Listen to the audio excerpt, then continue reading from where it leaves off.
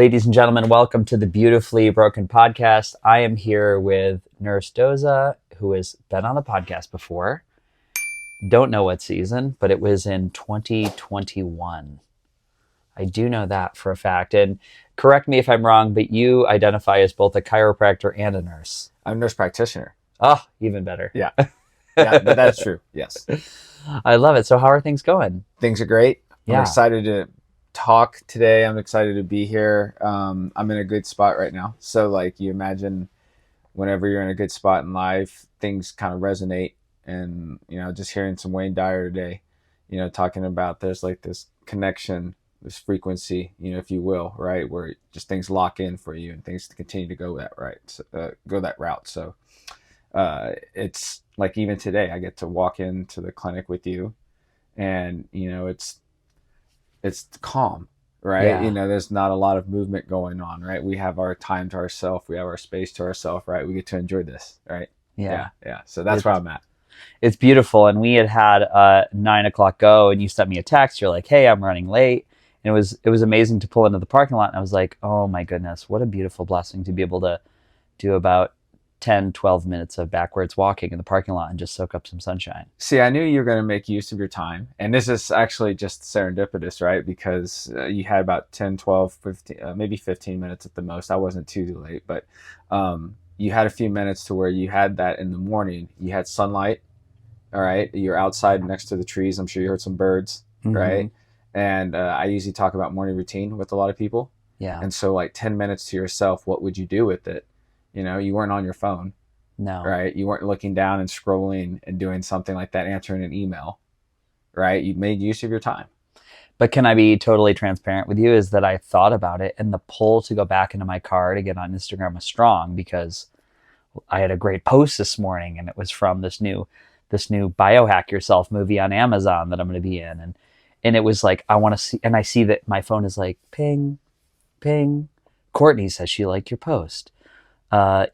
Dr. J just wrote you a private message. And I'm like, I can feel the dopamine hit. And it was like pulling me back towards the car.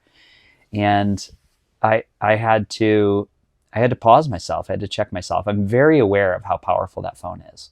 Yeah, it's so powerful to where if you counted how many times you probably looked at your phone in the daytime, just alone with your social media, that's quite a bit more than you think. And it even goes for me too, because if we're on social media, even posting ourselves, right, we are going back and checking and seeing the results of that, right? And so it's staying with us, right? Especially if we know something's working or if it's not working, right? So then you're following it even more so, right? To see like, well, what is working or not working? And so it's part of our everyday lives. And I think now the transition is to where we have accepted it. And it's part of our daily routine. What I've tried to get people to do is exactly what you did. Yes, the urge is going to be there. However, you don't have to do that the second you wake up in the morning or the right before you go to bed, the last thing you do before you go to bed. It doesn't also have to be something where you're like, I have 10 minutes right now to kill or just, to waste, quote unquote, that. And you say, I'm just going to do this. I mean, you made really good use of your 12 minutes and you said, okay, I'm going to do something for my brain. I'm going to do something for maybe my nervous system, maybe something for my mood, right? All in like 12 minutes. Yeah. Yeah. So I thank you for making use of it. I asked you, if it was cool. And then you said, of course. And I think that's really great because that's something that you've learned to be able to do in your own life. Because other people might not think that they can do that, I guess. And so you said, well, yeah, anyone can do that. It's just the awareness, I think, right? Was like, I can do this today. Yeah. I think it's being able to pattern interrupt and identify when things are going left or right. Because I don't know, I've found as an entrepreneur, maybe a wellnesspreneur, that it's easy to project some achievement out in the future that I think is going to bring me like some sense of fulfillment that I don't have now. And if I can just be with the feeling, it's like, well, where am I going? What, you know what I mean? Yeah. Why, contextually 10 minutes, if I added up all the 10 minutes that I killed at the end of my life, and somebody showed me a spreadsheet, I'd bet it'd probably be a couple of years. Yeah. You talk about sleep and we're doing about 6 to 7 hours a night of sleep. And over the course of a lifetime, I think a third of your life at least is spent sleeping, right? I mean, if not more, depending if you get more, right? And you have people who say, well, that's a lot, right? And we say, yeah, but like every day we don't put the value on that. You know, when we do little things like 10 minutes or 12 minutes to ourselves in the morning, we say, well, you know, how did we fit that in? How do we manage to get that in? Oh, we were lucky enough to do that. You say, no, we have the same 24 hours every day, right? And you say your 24 hours is the same as mine. What you choose to do with it is everything that you choose to do. And so I think that you just have to make an actionable decision to where you say, I'm going to intentionally do this now. And it now becomes the new habit, which you can call it neuroplasticity if you wanted to get really scientific about it, right? And this habit can be good or bad, right? The neuroplasticity can be good or bad. Your morning routine can be good or bad, right? What you listen to in the morning could be good or bad. You know, I was fortunate enough that, you know, my wife and I were riding in the car together and we were listening to Wayne Dyer together. Like that's really cool that you can start your morning off that way because, you know, you chose sunlight. I'm in the car with sunlight listening to this gentleman who talks about a higher level of consciousness.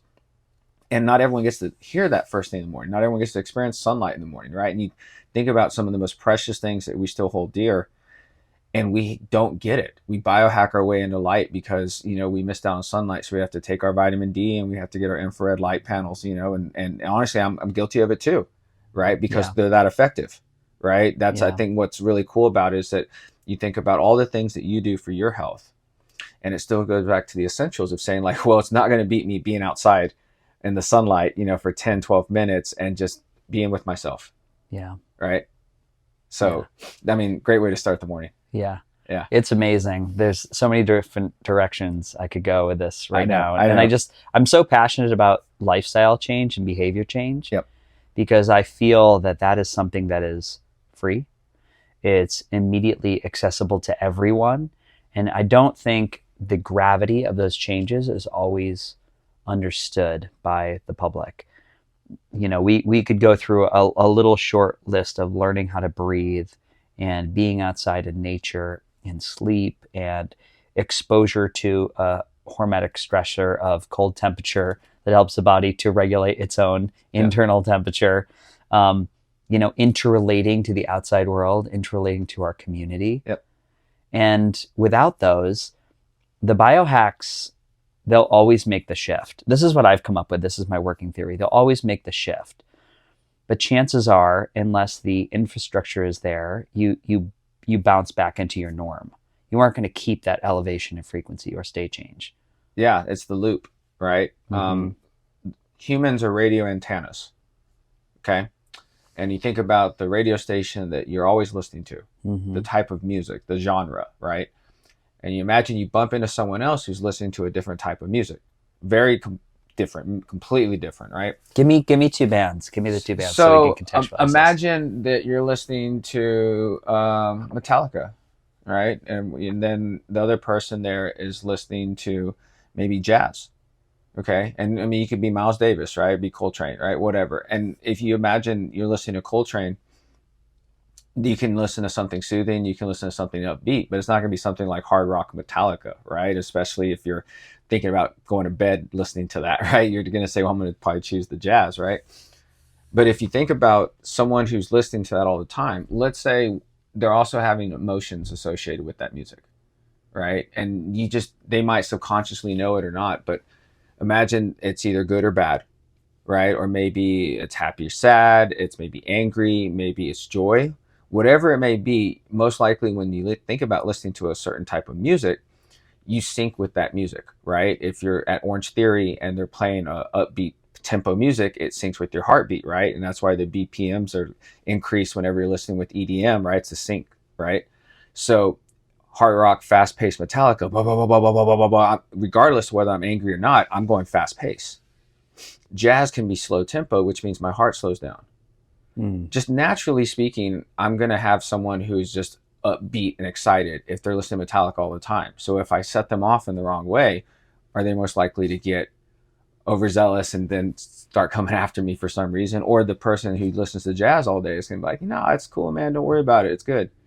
And so just that, having that in the background, going back to the radio antennas, we don't realize that sometimes we can also have that from the other end. Like there's a person who's going through maybe grief, maybe anger, right? And they're just pissed off all the time, right? We encounter them for a brief second because they're listening to a different radio station than we are.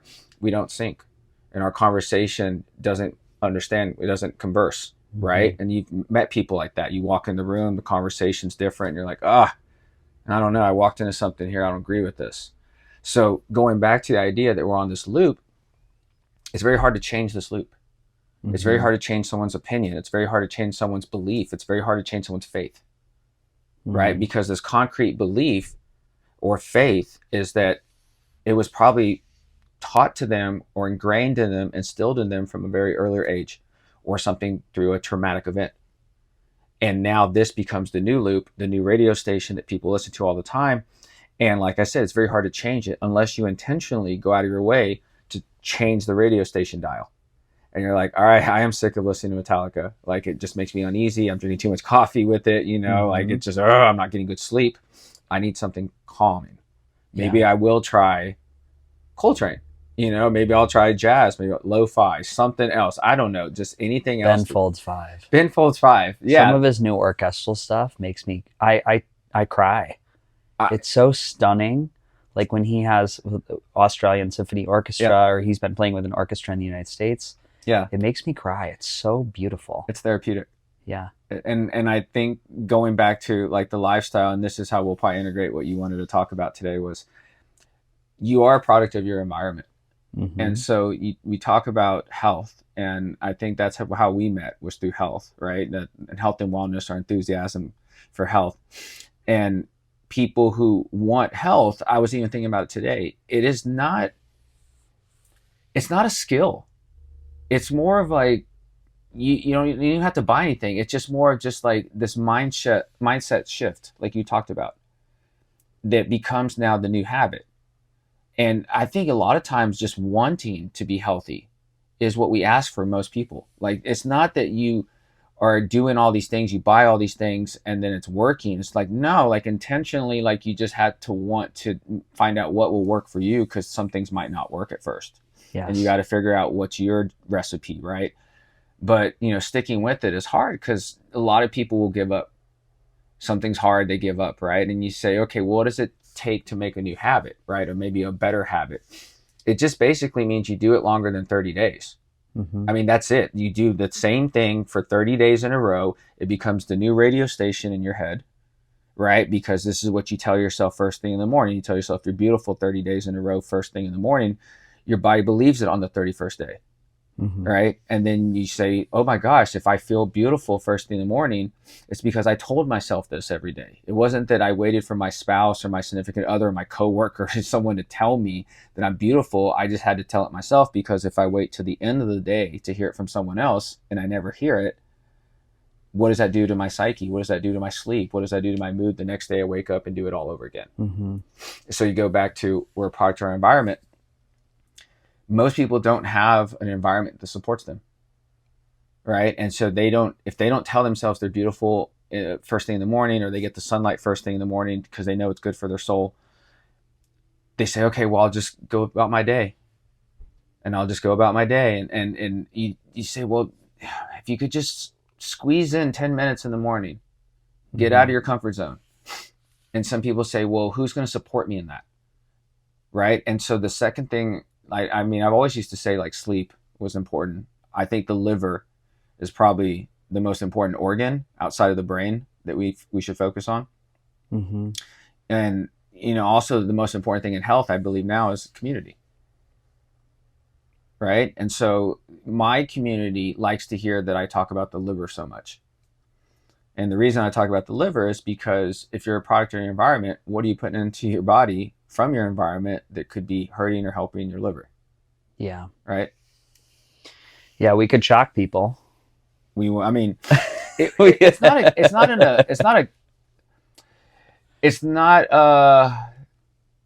a way to pass judgment, right? Because if you start talking about the liver, you know what first people think about is alcohol, right? They say, okay, I know what I'm doing to my liver. I know it's not helping. And, you know, they think about the beer and the liquor, wine.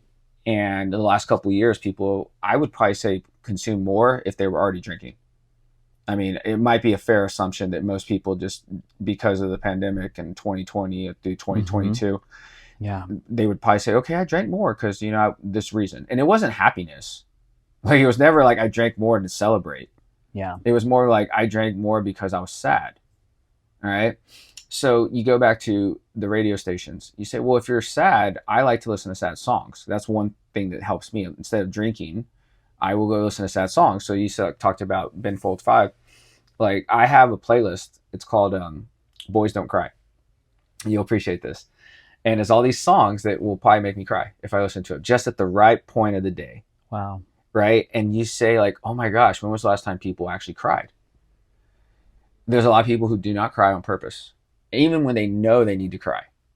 And if you imagine in the morning, I'm sure you will cry in the morning if you need to, because you're like, hey, I felt good this morning. This was part of my routine. Maybe it was your form of exercise or therapy, whatever you needed to do to get your dopamine and serotonin up, right? Mm-hmm. And you said, okay, this is what helps. And so I'll do that first thing in the morning too, maybe before I walk into the gym. So it's a part of my routine, and it's something that as a human, it's part of this toolbox that we were already born with that can help us heal, right?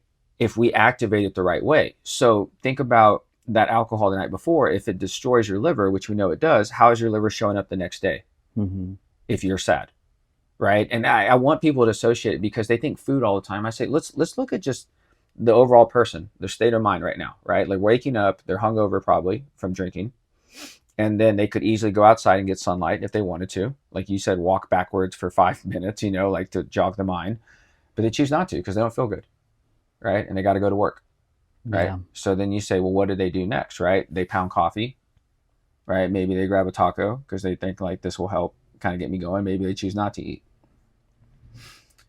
I still think they could do the sunlight, right? They don't want to, but I'm like, you go outside and like just hang outside for a second. Just think about what you did last night and think about how you feel right now. And it's no judgment, like I said. I think behavior change, people look at the word addiction as a negative thing. Let's be honest. I'm addicted to sunlight. You are too. 100%.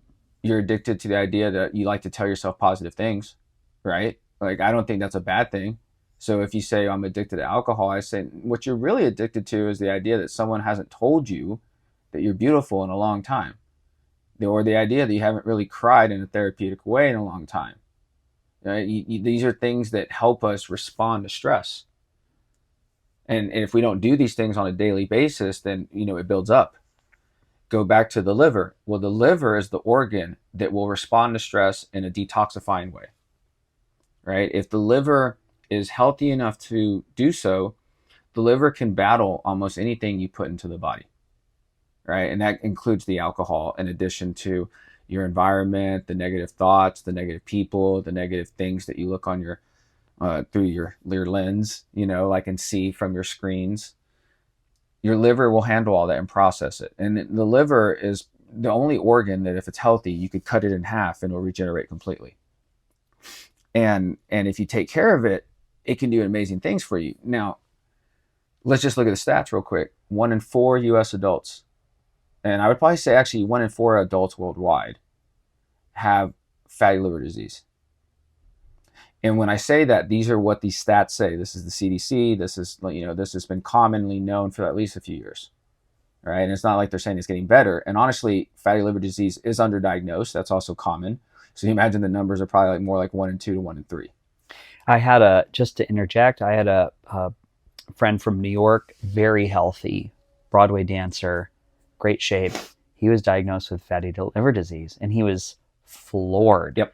He was texting me. He goes, I've been crying all day. He's like, this is so shocking. I can't believe this is happening to me. He's like, do you know why this would happen to a young, vibrant, 40 years old, yep, incredibly fit, yep, very active human being?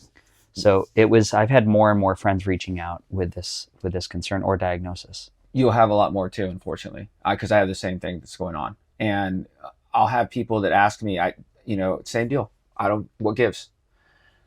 I think that we have not put enough focus on what supporting the liver actually looks like, right? Because if you're just looking at the diet, the standard American diet, the SAD diet, right?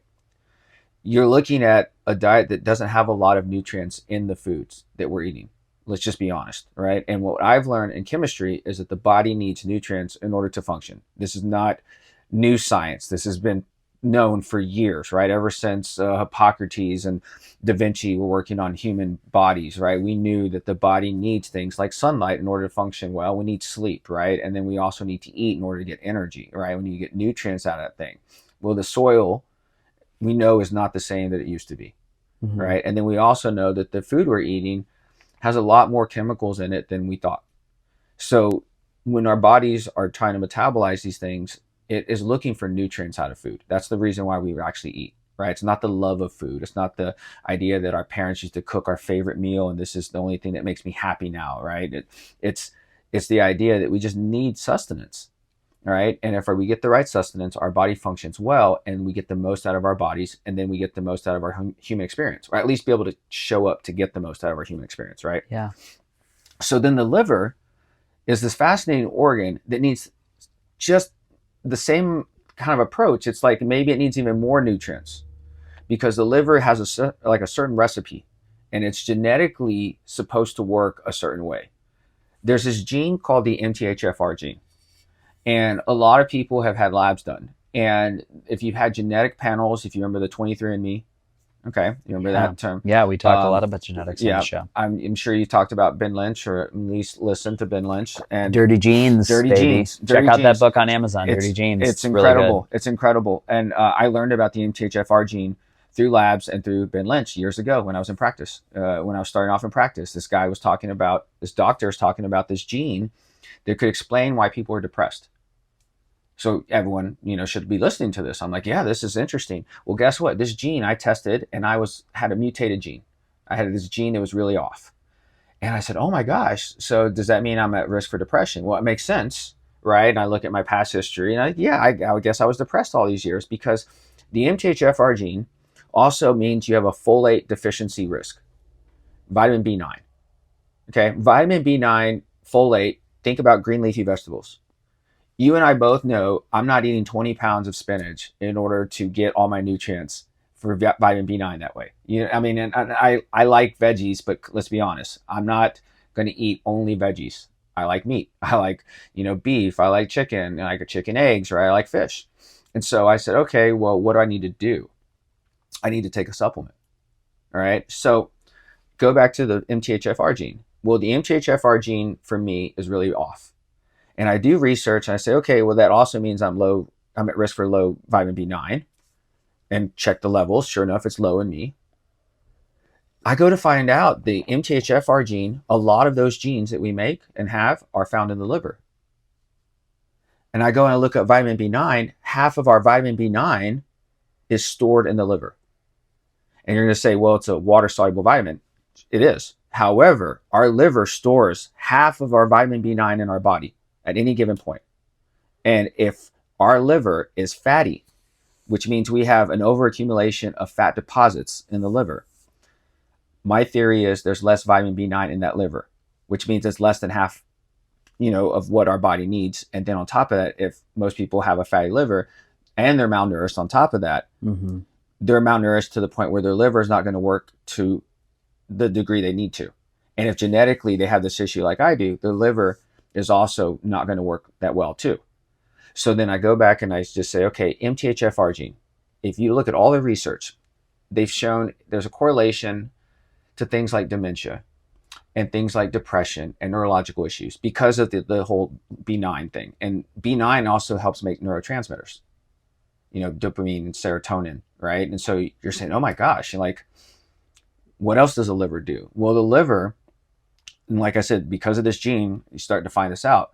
Well, the liver also helps with glucose and insulin. Okay, so then if you think about 1 in 4 people have a fatty liver, 1 in 3 people are pre-diabetic, which means they're about to have a fatty liver at any moment because fatty liver and diabetes go hand in hand. So then I look at how I was 20 years ago, and everyone has their story in health and wellness, right? I'm 41. When I was 21, I was about 45 to 50 pounds heavier. I was probably pre-diabetic, but I didn't know because I wasn't going to the doctor, right? So I look at my MTHFR gene when I'm probably 31, right? Maybe 34. I'm like, wow, this gene never changed. I've always had this gene. Did I have a genetically malfunctioning liver to begin with? And then my years of college life and fraternity life and, late nights just was like throwing gasoline on the fire, right? And then I look at my labs when I'm in my 30s because I want to get healthy, right? And I start looking, I'm like, oh my gosh, like I'm a diabetic almost. I'm a pre-diabetic, right? A1C is high, insulin's high. I'm really still low in B9. Like nothing's changed. And so if I'm looking at that myself, I look at my parents. Guess what? I check their MTHFR genes. They have the worst ones too, just like me. And I look at my parents and I love them. They're still alive. They're incredible. My heroes. My mom, diabetes for years, like 20 plus years. She had breast cancer. My dad had diabetes for 5 to 10 years and then triple bypass like 5 years ago. So heart disease. And I can make the case that the underlying issue all along was the fact that genetically we all had a liver that wasn't going to be optimizing like it should. And as a Hispanic, a Mexican American growing up in Texas, nutrition was not talked about at the table. Our parents were not talking about vitamin B9. Yeah. Right? No. So you talk about lifestyle and community again, product or environment. Right? And I started talking about this with my parents, and they look at me like I'm like, what are you talking about? MTHFR gene and insulin and like, now I'm talking about heart disease and all this. I'm like, yeah, like, well, think about it. Like, this makes sense. And so I keep doing research. I start looking at other people's labs because we do tons of labs here. All the labs that we've ever ordered are through this test called Boston Heart Diagnostics. Most of them actually are. And then we've added like a few other labs throughout the years. But Boston Heart is very close to the Cleveland Clinic test that they run. So you look at cardiac markers. And Boston Heart was very progressive. They looked at cardio metabolic markers. So they wanted to look at insulin connections to the heart, right? Because they believed heart disease, 1 in 3 people in the world have heart disease. 1 in 3 people have prediabetes. 1 in 4 people have a fatty liver. And you see the connection. The heart's looking at like, okay, it's not just blood pressure and cholesterol. It's bigger, right? And all the diabetes people are saying like, no, it's also like hormones. It's like insulin and metabolism, right? And then I'm thinking it's the liver, right? If I'm seeing the MTHFR gene, I start checking it out on everyone. Guess what? 70, 60%, I think, of our clients probably have an MTHFR issue. To a certain degree, I don't know. So then just genetically, they're born with these cards that are probably not the best cards to be dealt with to begin with, right? And you say, well, I got to override genetics. And that's why Ben Lynch talks about these dirty genes too. He's like, well, it's not just genetics, it's epigenetics, right? And you've talked about this too. You said product and environment. Imagine you could influence your genes in a negative way by simply being in a negative environment, right? So be careful about your thoughts, right? Be careful about the people you hang out with. Be careful about the food you eat, right? Because it can influence your DNA in a negative way. Well, the MTHFR gene helps with DNA repair. And if you look at like longevity purposes, like telomeres and like DNA and all that, like methylation is needed in order to repair DNA after it's been oxidized. So you say like, okay, if I can't methylate correctly, I don't have enough methyl B9. How am I going to repair my DNA from all these years of stress and damage, right? Yeah. So going back to the liver is where the MTHFR gene is mainly occurring. Like, this is what's fascinating about this, right? Like, I've looked at labs. I can show you and go into geeky labs for the liver and say, what lab should I check for the liver and all that?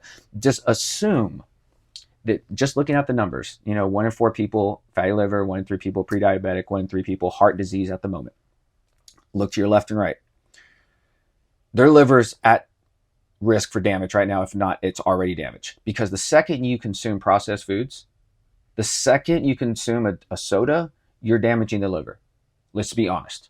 It's not like you're helping the liver with Coca-Cola. I would say it's on that scale, right? You're either helping it or you're hurting it. There's probably a needle going each way. Right. So what's fascinating about the labs that we do, the Boston Heart test, they put them in green, yellow, and red for like the breakdown, right? Like optimized, risk, and borderline, right? So it's very easy to see like, oh, it's in the red. My stuff's in the red. Like, yeah, it should be in the green. We need to get it in the green. They don't even care about the numbers because most people forget what their A1C is at. Most people forget what it's like, oh, they told me it was fine. Right? You've heard that too, right? Mm-hmm. So you say like, what's not fine? It's on the upper outer range, right? It's trending towards the wrong direction. That's if you get someone to order labs again. Now, We get people to order labs all the time because what we do is we say, look, here's our starting point. It's just data, right? You're wearing your biostrap, I see, right? Mm-hmm. You're just obtaining data, right? And you say, okay, how do I know that my lifestyle is helping or hurting me? Helping or hurting my liver, in fact. Because the person's going to come in and say, like, how many drinks do you have? Oh, just a couple. Just on the weekend, usually. I'm like, yeah, right, all right. And then how much fast food? Oh, I'm pretty good. I eat pretty clean, right? You ever heard that? I eat pretty clean. And I'm like, oh, yeah, clean, huh? And then you say, all right, well, how much sleep are you getting? Oh, sleep. That's all you hear, right? And that's the answer. So you already know that this person is not as healthy as they could be. No one thinks about, well, what's their liver doing? How is it healthy right now? Is it healthy, right? Most doctors and even nurse practitioners like myself, we're not taught anything about the liver in our schooling. Medications go through the liver, first pass metabolism, right? But there's no medications for the liver, right? Now, what's fascinating is if you went to CVS, Walgreens, you went to your grocery store, local pharmacy, you could go to the over-the-counter section and get a bottle of acetaminophen, Tylenol, right? And if you took the whole bottle of acetaminophen, you would die. It would kill your liver. Yeah. Explain to the audience why. I know why, but I think it's really interesting. So when medication has to go through your liver, it has to be broken down. And when it's broken down, you also have to process it, right? Because when you break something down, just think about it. You break like a glass vase in your living room, you're going to have to clean up the shards and the glass and all that, right? And then still look for it later, right? That's essentially what happens when you eat a cheeseburger. It's like an explosion goes off in your body by you breaking down this cheeseburger, and you're like, what do I got to do with it? Well, the same thing goes on with the medication, but medication always will have, and I say almost always, has a nutritional deficiency reaction in the body, because medication is designed to activate enzymes, mainly like mechanism of action, and it causes you to then change your direction of a pathway in the body, and next thing you know, you start making more of this, less of this, or stop doing this, right? That's what medication does.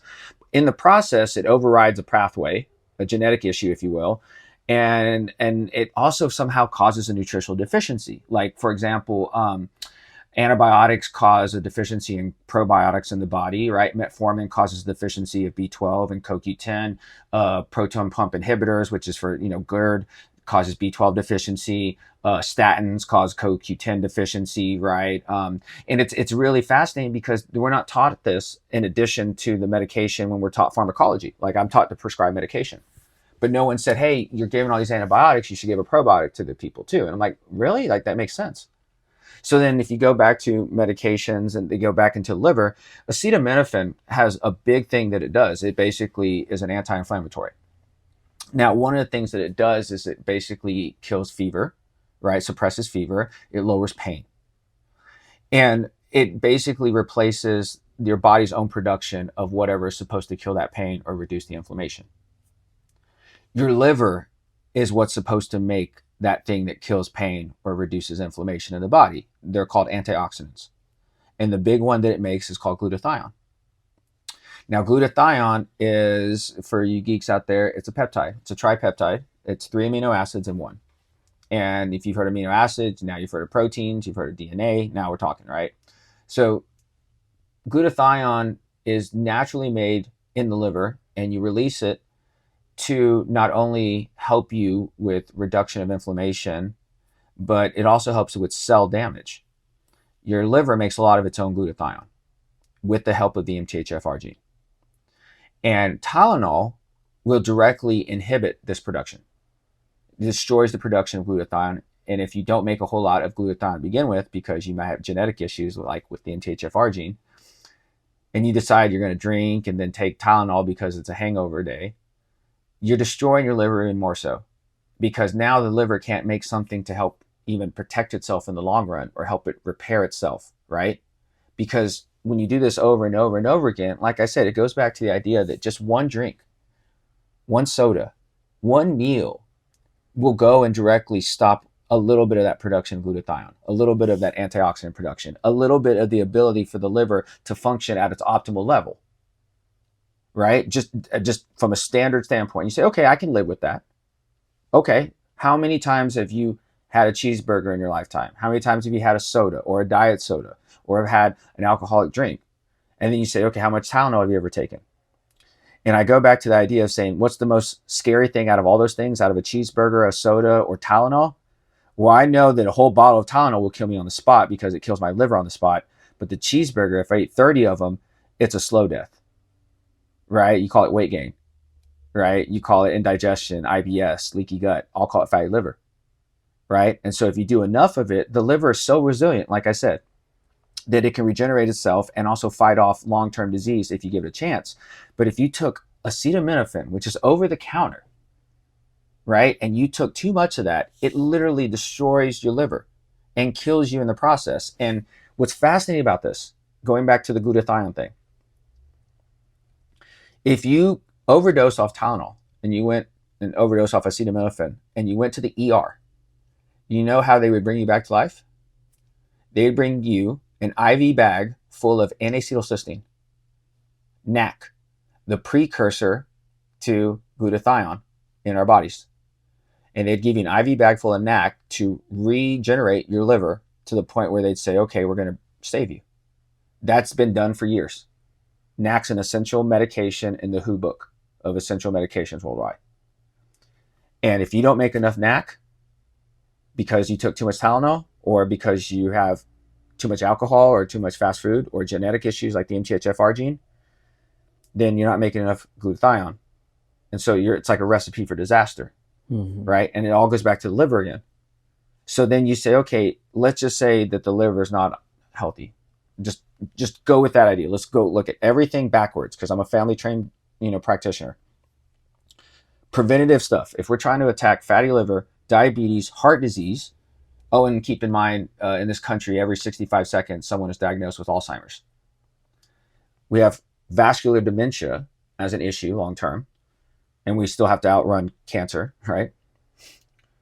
We have metabolic issues. Now they classified this not as non-alcoholic fatty liver disease. They classify this as metabolic liver disease, which we're going to get into in a second. But the liver is involved as the underlying issue in diabetes, heart disease, and even vascular dementia. And you can make the case for some metabolic cancers. You can make the case for it's also, you'll find fatty liver with leaky gut syndromes, irritable bowel syndromes, a lot of digestive issues, right? Which I would also include heartburn and indigestion, gallbladder issues, right? How many people have a gallbladder removed? And the gallbladder is attached to the liver, right? If you have gallstones, it was probably the liver to begin with, right? Because that was happening the entire time. Insulin resistance is fatty liver disease. Insulin resistance will occur 10 to 15 years before the diagnosis of diabetes occurs. Diabetes mellitus, right? So imagine in your 20s, like I was, the pre-diabetes called insulin resistance was occurring, which meant I was developing a fatty liver, right? And so who's going to tell me that at 21 years of age? Culture tells me it's okay to consume beers on Saturdays and Sundays for football games. It's okay to do it after a long hike with my friends, right? A celebration, I raise a toast full of sugar and sugar alcohol to say, here's to my health, here's to your health, salud. And we do this legally till 2 a.m. in some places around the country. And we say that it's okay. 4 a.m. Some cities. 4 a.m. in some cities. I want to say Buffalo's 4. Yeah. and you and I both know we're not up at 4 a.m. If we are, we're getting up, going ready to probably go to work, right? Which like some other people are. So as a practitioner, I have made it my life's work to study whatever it takes to help prevent the most chronic illnesses that are affecting us worldwide. As a human being, it's my life's work. And I feel very honored that I get to do it every day. I dreamed that it was going to be different probably than how it turned out to be, but it's turned out even better than I imagined.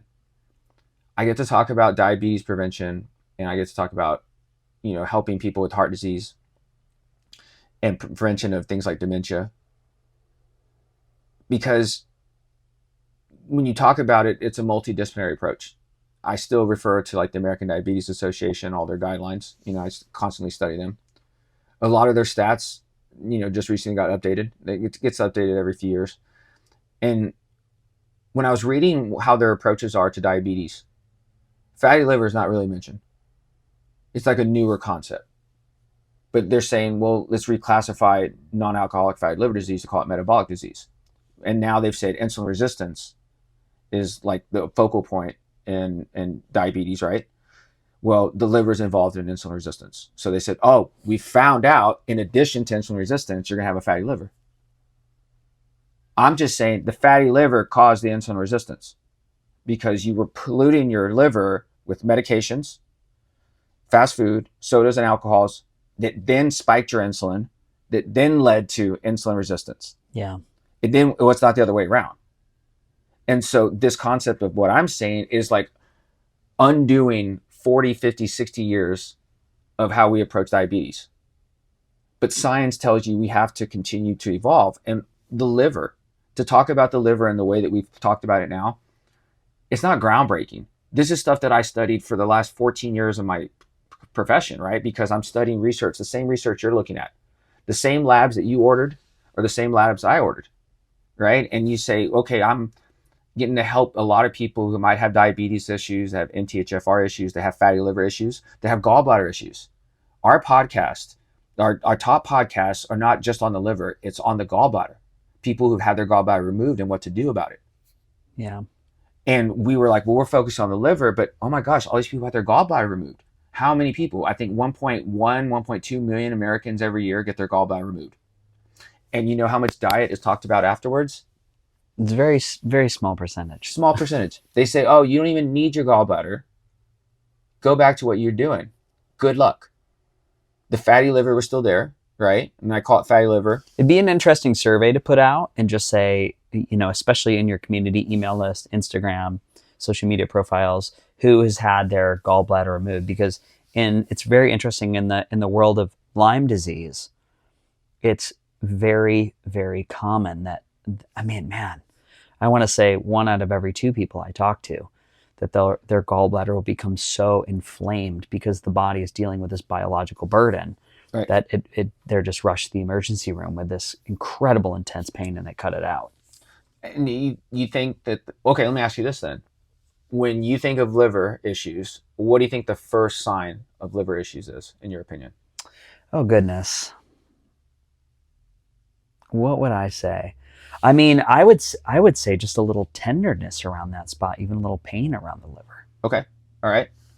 So that is exactly how we're taught, right? You're going to have tender liver. You might palpate the liver. You can feel it. It's tender, right? I think the first sign that your liver is off is that you do not feel good for any reason. Like I could just, and you imagine you say, okay, that's very general. I'm like, no, it's not. You should feel good all the time. Like physically, like you're from a healthy standpoint, like your body should just not be tired. You should be clear-headed. You should not be in pain. You should be able to pee and poop when you want to. You should be able to fall asleep when you want to, right? And wake up feeling refreshed. Okay. Yeah. This is just how the body was designed. Now, ask how many people feel like that at any point in their life. And they say, I haven't felt like that in years. And I'm saying, that's the problem. All right. And so if you say, okay, diabetes, heart disease, like, fill in the blank. What is the major underlying issue is that we are destroying our livers.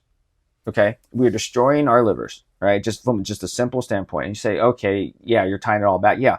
Because if you go with this approach, okay, it makes it very simple. You don't have to worry about blood pressure pills and cholesterol as much, right? You're not focused just on blood sugar and insulin. You're also focused on inflammation. Because going back to what the liver does is the liver makes things like glutathione that reduces inflammation. And if you go look up all the oxidative stress diseases and dysfunctions that you can find in research, it's what? All the things that people get sick with. And you say, okay, well, what's the issue here? It's mitochondrial dysfunction. They will eventually lead to a disease, a cellular disease. Genetically, for some people, it might be liver. Some people, it might be heart. Some people, it might be brain. But you only have so many things that can defend you against long-term inflammation that will eventually cause disease. Yeah. The 2 things that I think that our bodies were designed with to can fight off inflammation is the liver and sleep. Yeah. All right. I would join with you in that. And then I would also say that, you know, again, whatever the signal is that is coming up, like we'd mentioned Tylenol for pain. Yeah. I remember one time when I had went to the emergency room, pre anything really heavy happening to me. And I had said to a nurse, I was like, I'm taking about 5 or 6 Advil every day just to be able to get up and down out of a chair. And she's like, oh my God, that's nothing. I take like 13. Yeah. This is just what I do to be on my feet all day at the hospital. And I've had that reflected to me by quite a few nurses, especially in the hospitals I had been in and out. But it always struck me as, why are we muting this voice from the body that is saying something is off? And it's only today that I understand the long-term repercussions of that. Yeah. Well, it goes back to that pain signal, right? I would make the case that if you had to look in the literature, which I did look in, what's the first sign of fatty liver? What's the first sign of gallbladder issues? They say there's no symptoms, which means there is nothing that you're telling a person to look for, because they should not know or even know that a fatty liver is being built or being developed. They shouldn't even feel that gallstones are being developed, because everyone say, oh, that just happens. That's where we're at now in medicine. It's like, oh, people just get gallstones. You say, well, do they have to? Some people say, well, no, if they take care of themselves and eat healthy and they have good genetics, and, they say, okay, well, that's I'm interested in, right? Because in medicine, by the time you get to the point where something's off and you have to have surgery to remove it, could it be too late? We talk about the gallbladder stuff, and I tell you right now, someone will listen to this podcast and say, I have surgery next week to get my gallbladder removed. Should I get it removed?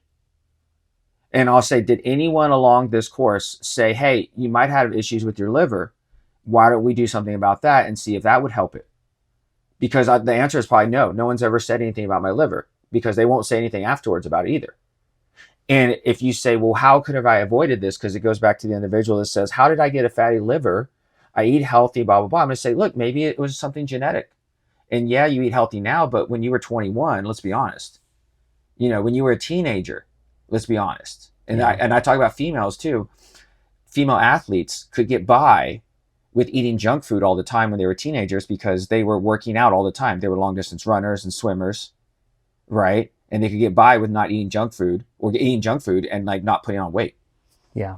Right. And I want to get into the eating disorders and the birth control that can follow with that as well. But now you're like, oh my gosh. You're like, yeah, now you're seeing the big picture. Oh, and by the way, where does all the birth control get processed? The liver. Yeah. I mean, I would also go back to the idea that the idea or the concept that we're healthy from conception to 23 years old, if you're eating the standard American diet and you're living in a family with one of the members is an alcoholic, and you're in that energetics, and you're in a community where you feel that you're not seen, you're not validated, you don't have a voice, and you're drinking the municipality's water supply, you are in a state of chronic illness. It's just not presenting yet. So back to the radio station. Yep. It's like when you have someone listening to Metallica and you have someone listening to jazz, and you bump into each other, what gets poured out of the cup? Metallica. Yep. What gets Yep. poured out of the cup? Jazz. What gets poured out of the cup when your biological terrain is filled with all these things that I just mentioned? Yep. When it spills over, that's when we're in this disease state. So in your clinical experience, what are the big needle movers to start reversing that trend? Can you supplement the liver to health? Is it more lifestyle change? The lifestyle change is the first thing you have to do, right? And I think the second answer is yes, you can supplement for the liver. So the easy approach is I can tell you exactly what to take for the liver, right? We have a supplement and we have supplements, right? Like the secret is actually every supplement we offer through our company is designed to help support the liver in some form. Now, because people like convenience, we had to basically make it down into one pill. Give me just one pill. I don't want to take a bunch of things. So I don't like to take a bunch of pills. I get it. I don't want to take 6 pills a day either. But it's like, all right, take this one pill. This is the recipe for your liver. It's called Liver Boost. All right. And our Liver Boost will be the recipe that says, all right, how do I get it to work the way it should? How do I get it to detoxify? How do I get it to function better? It's like, you take this pill. They're like, how many? I was like, well, depending on how bad your liver, take up to 4 a day. See what happens. And I tell people, it's going to clean you out. Because your liver is like this refrigerator that you've stored all your food and all your medications and processed all this stuff. And all the years, the last 20, 30 years, how much is still in there, right? Because some of that food's very hard to process and get out of your body, right? Because you imagine like glucose, right, can turn into very sticky, something called age products, advanced glycated end products. So when you eat fast food and sugar from like sodas, it's not that easy to process and release in the liver when you need it for energy. It stays in the liver. It melts in the cells almost and turns them to mush, almost like cysts, right? You think about like tau proteins, you think about like, plaque, you think about these things. These are what age products wind up turning into in the body. So if they're wind up staying in the liver, you're like, gosh, well, that cheeseburger I ate 20 years ago, how do I get it out of my body? You say you need to like activate your liver to remove it, right? And take something that will activate your liver. So like the ingredients, like there's NAC, there's like methyl B9, right? I like quercetin, I like turmeric, I like milk thistle, I like dim, right? Resveratrol, right? All these things you can take, and in combination for a lot of people, it helps you make more glutathione, helps you make antioxidants, helps you detoxify the body and reduce inflammation, right? While you're doing that, the number one thing I said before was, lifestyle change. Because if you're still eating the same cheeseburger while you're taking the liver boost, you think the liver boost has a chance to work to its optimal level? No. But it was so simple for a lot of people. They're like, I need help losing weight. I need help with my liver. I need help with digestion. I need help with inflammation. All right, detoxify your liver. And like, no one talks about that. It's not a thing. And I'm like, it is actually, because one of the most important things the liver does is detoxify the body. Yeah. Right? So if you take something directly for that, let's be honest, you're not taking a bag full of broccoli every day. You're not eating and shaving down turmeric root every day. Let's be honest, right? Like you take a pill of that, right? And then the NAC, if you can't do IVs, like with us here, right? And you don't want to wind up in the ER to get it, you can take it orally, right? And that's why it's like in our liver boost, right? So you take it, you make the lifestyle changes, and then what you do is you check your labs. Now, for fatty liver, for liver health, there's lab work and there's ultrasounds. Ultrasounds are imaging. They can look if you have fatty deposits on your liver. Highly advise you to get one done if you've had any type of digestive issues in your life. Like, just to be honest, like that, you should, everyone should say, I could probably get an ultrasound. Just, it's invasive. It's not invasive. It's just a screen over the skin. And that often picks up a lot of deposits in the liver, and that could talk about liver health. And then lab work. Lab work can tell you whether or not your liver's inflamed.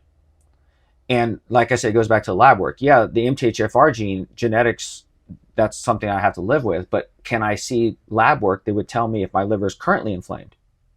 Well, yes, you can.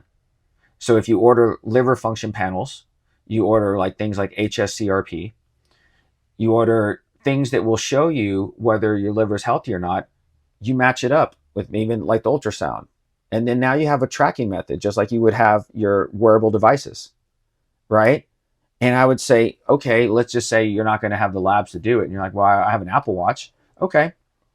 I could make the case that if your numbers are out of range with your Apple Watch, there's probably a likely that metabolically you're off. And if metabolically you're off, let's say your energy's off and your possibly liver's off, right? Because let's say weight gain. You know why most people actually listen to us about the liver? It's because they want to lose weight. Sure. I mean, go back to your statement before about the insulin resistance and the craze of the popular peptide semaglutide right now. Oh man. Which is wild to see it. I don't know if you feel like this, but I've watched enough of the roller coaster rides come in, and it's the hot new thing, and it's new kid on the block, and it's amazing, and there's a great uptake, and then what happens? There's a fall off, and we discover, oh, well, it shuts down this pathway, and it slows down transit time of food, and it paralyzes your intestinal tract in some people.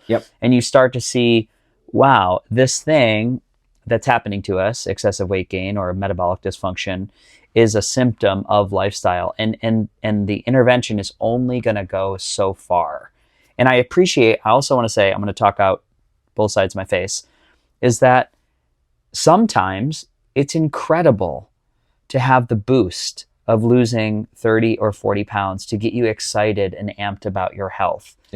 And then, and then what? And then what? And then what are we going to do? So I just think I'd love to hear your thoughts on that, rolling into the popular conversation of liver and insulin resistance. Yes. So semaglutide is a medication for diabetes mellitus. All right. That's what it's been known for. the off-label use, the side effect of it is that you lose weight, right?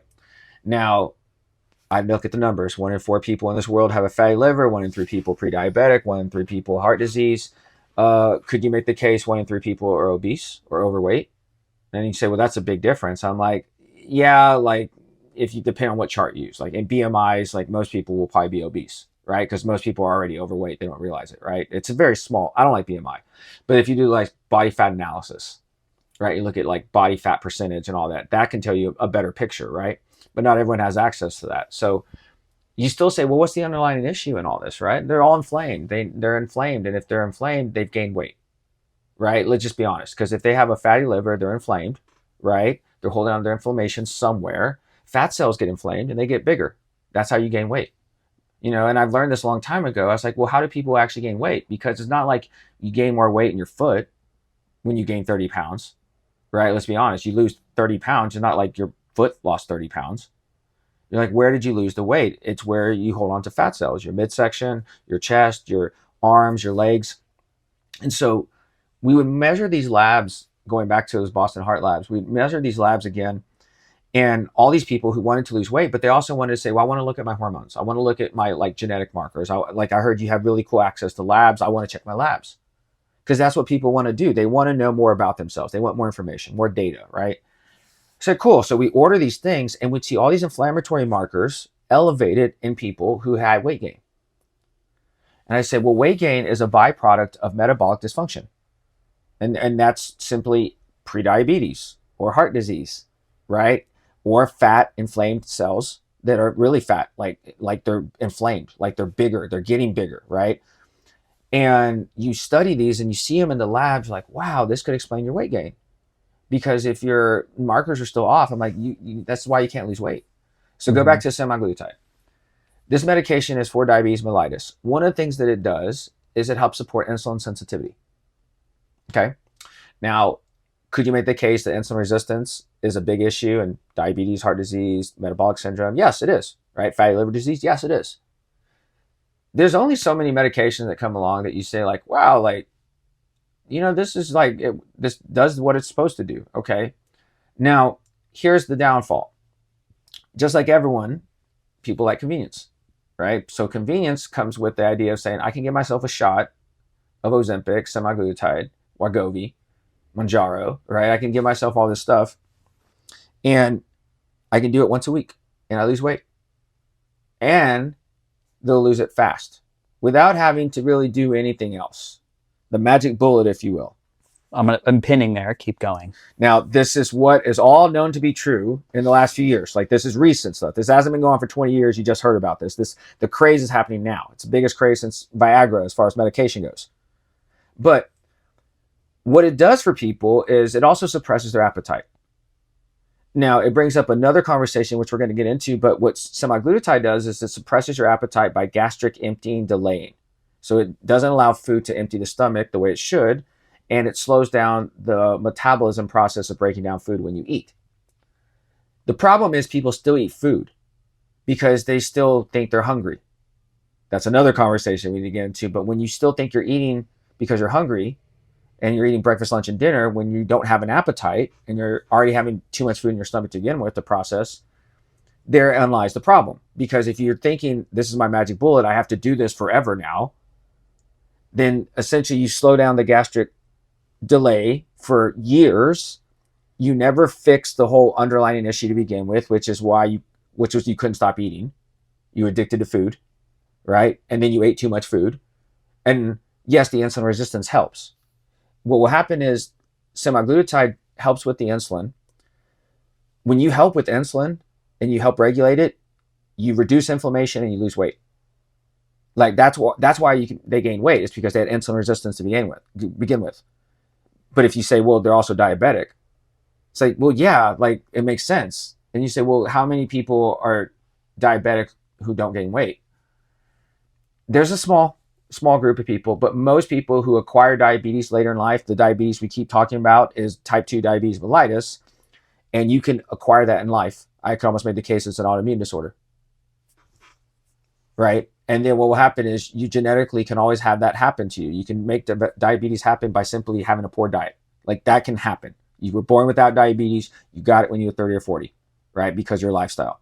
Now, semaglutide will help you with your insulin, and it's so effective that people have seen their labs drop without having to change their diet or change their exercise routine. And that's what is the scary part, because going back to behavior change, it was a long-winded answer and a long-winded conversation here to get to the idea that semaglutide will help you, but it's not the end result. It's not the end answer. You have to still make the dietary changes. Now, my personal thing is we do semaglutide here because it has helped people lose a lot of weight. However, we give a twist on it. We talk about, hey, you still have liver issues. Guess what? This is the first time that anyone has talked to them about you have to fix your liver. And they're like, no, I'm trying to lose weight. Like, it's your liver, man. It's your liver. Yeah. You have a fatty liver. You just don't know it.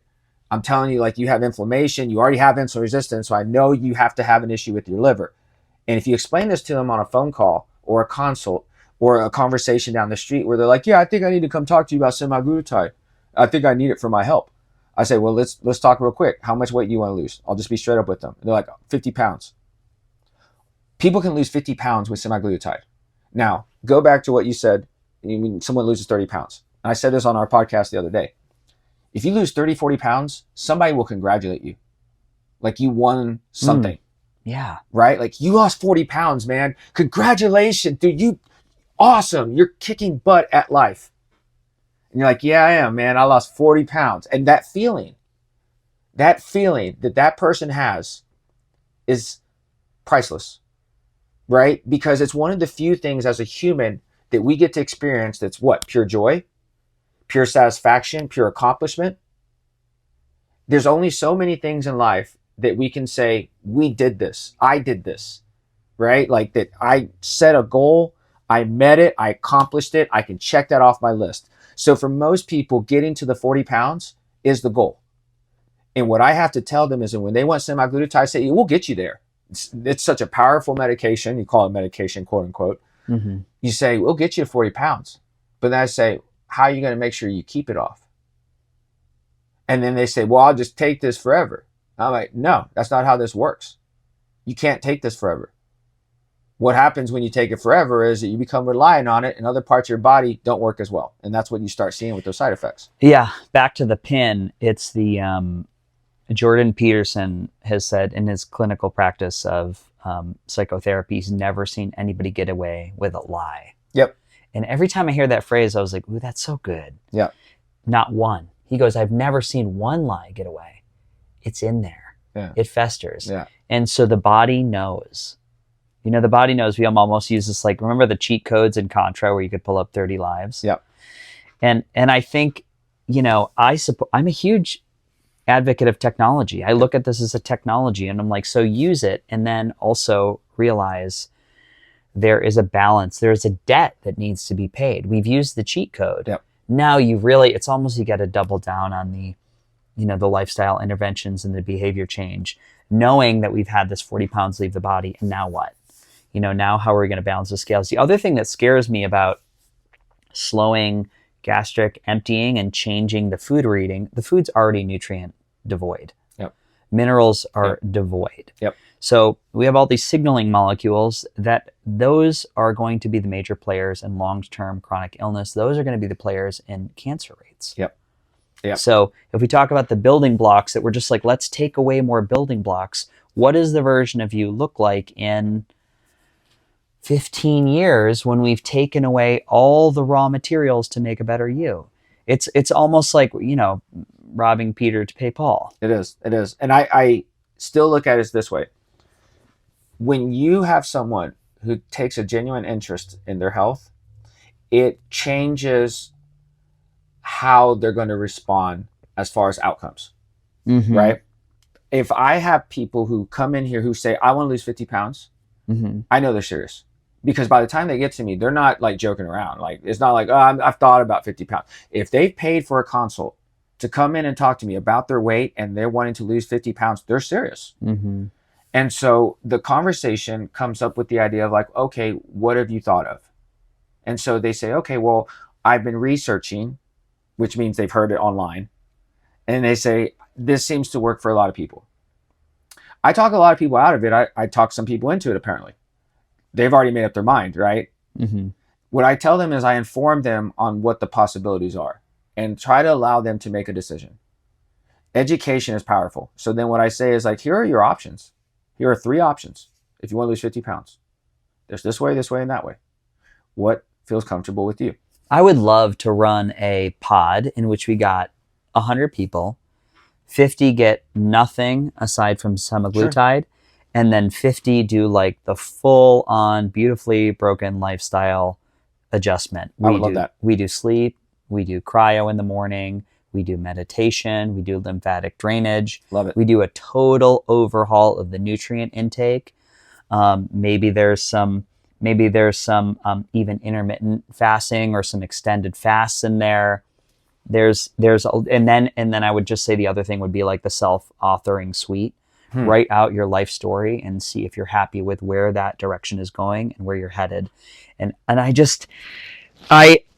feel like you might see more weight loss in the semaglutide group, but I would do a quality of life survey, and I would do a happiness scale survey. I love that. Because I think people would be fucking shocked how they felt. I agree with you, actually. What I would do from my standpoint, clinically, I would look at labs. Okay. And so I was going to answer your question, which you asked earlier. What would you see? So the interesting thing about like the semaglutide conversation is weight loss. Like we've always done weight loss forever. I think weight loss is very important in my clinical practice. One of the things I actually started doing because I said, well, if they lose weight, their diabetes gets better. Right? They lose weight, their heart disease improves, right? They lose weight, it's going to save their brain, right? Like this is just known. You're like, yeah, that makes sense. That's never been disputed. So weight loss will always be a thing because everyone needs to lose weight. They're always going to need to lose weight. We're trying to do it safely, effectively, and we're trying to do it efficiently. So we need labs to back us up. So years ago, Boston Heart decided to add leptin to their lab panel. Now, leptin is a fat cell hormone. And when they added this panel, it wasn't in color like the rest of the panels. Like you have insulin resistance, I have adiponectin, I have all the liver markers, I have HSCRP, I have cholesterol, I have all MTHFR. All those things are in color. If they're off, they're in red. If they're in green, they're good. Leptin didn't come in a color. It was at the very end of the packet in the report, and it had one reference range underneath leptin. It had the number for leptin, and then it said a BMI scale. And it had, according to BMI, the higher the BMI, the higher the leptin. And this was just some reference that they had from years ago. And I said, what is leptin? I go research leptin. Leptin is a fat cell hormone that comes from inflamed white fat cells. Its main job is to suppress our appetite. Leptin is usually released whenever insulin is released in the body. It's like insulin's wingman. So when you think about insulin resistance, you can have something called leptin resistance. So when someone has insulin resistance building before they have diabetes, they have leptin resistance building, which means clinically they make a hormone that goes to their brain and tells them not to eat. So they don't have an appetite clinically, chemically even. So why do they eat then? And you go back to why we crave foods. And you say, yeah, you can't break the habits, the happiness, to what you said before. My guess is that leptin would be lowered in your clinical trial, with your clients and your subjects. The semaglutide, it might lower the insulin, but it might not lower the leptin. Because here's what's really fascinating. There's a study that I was looking at the other day that talked about diet sodas. And they said one interesting thing about aspartame, which is the fake sugar that they use in diet sodas, is actually more detrimental to your body in the long run. And I say this all the time to people. I said, if you're going to drink sodas, drink the regular things. Don't drink the diet because it's worse. And then you have all these reports say, no, it doesn't raise your insulin and blah, blah, blah. Well, go look at all the sweeteners that are getting really bad press right now related to all their heart disease issues, right? Like there's tons of sugar sweeteners that are getting bad press. But aspartame is interesting. Aspartame doesn't spike insulin or leptin when you consume it. So think about this. Why would you spike leptin to begin with? You're trying to not eat anymore. Your body's saying you don't need this soda. You don't need this cheeseburger. You're still full from that meal you had earlier. You didn't burn any calories off until then. You worked behind a desk all day. You need to go exercise and burn off this stored energy that you stored now in your fat cells. and your liver, fatty liver disease, right? And then the adipose tissue getting bigger and bigger, right? Lipogenesis, right? And you have this happening in the fat cells. That's how they gain weight. That's how they get bigger, right? So what happens is this fat tissue releases hormones, one called leptin.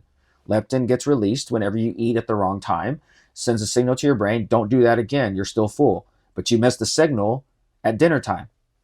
So they keep eating again because it's dinner time. And, I'm not even hungry. And that's why I ask people, are you even really hungry when you're eating your lunch or dinner? Most people answer is no. And I look at these labs because I'm like, your leptin is through the roof. There's no way you have an appetite. This is the conversation I'll have on labs. Mm-hmm. And they'll be like, yeah, now you mentioned it, I don't have an appetite. So I'm like, why do you eat? Diabetics get hangry because their blood sugar drops. Well, guess what? Yeah. You know how many people actually have the same thing happen to them and they're 20 years old, they're 30 years old, and they're fit, they're in shape? Grown men that do CrossFit.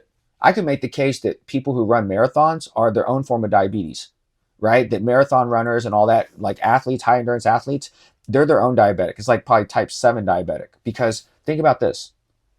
What happens when you fast? You will actually release blood sugar, right? From where? Your liver, right? In times of fasting, you release cortisol, right? It's a semi-stressor. You mentioned hormesis earlier, right? You'll release cortisol anytime you're stressed out. And think about all the times you're stressed out throughout the day. What people forget is the first stressor of the day is waking up. You were sunlight earlier this morning, right? Mm-hmm. You were getting tons of cortisol production because you were looking at the sun for like 10, 12 minutes, or at least underneath it, right? Mm-hmm. Plus you were awake, moving around, so you had to make cortisol. Not because you were inflamed, but because cortisol releases blood sugar into the body that then causes your blood glucose levels to go up because you've been fasting all night because you were sleeping. You needed blood glucose to start your day. And you were like, yeah, I don't need to eat. I know I can just spike my blood sugar naturally by just being awake. Yes, you can, right? So when that happens throughout the day, you think about all the blood sugar that you can use, that you have stored up. Most people have a lot stored up. Well, if you use up all the blood sugar that you have stored up and you don't have a lot to begin with, you can now pull ketones out of your liver instead of blood sugar.